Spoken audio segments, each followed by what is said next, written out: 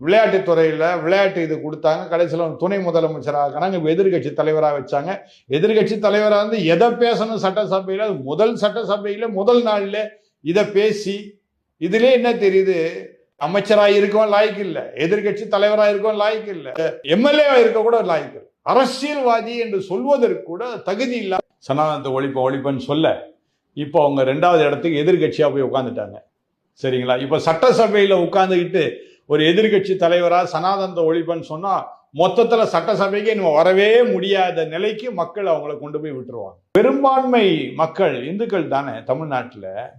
அப்போ அவங்க எப்படி 70 தொகுதி வந்தாங்க? கூட்டணி கட்சி ஒரு 5 தொகுதி வந்துச்சு, இல்லை 10 தொகுதி வந்துச்சுன்னு வச்சுக்கிடுங்க. 70 தொகுதி பெரும்பான்மை நீங்க தான்.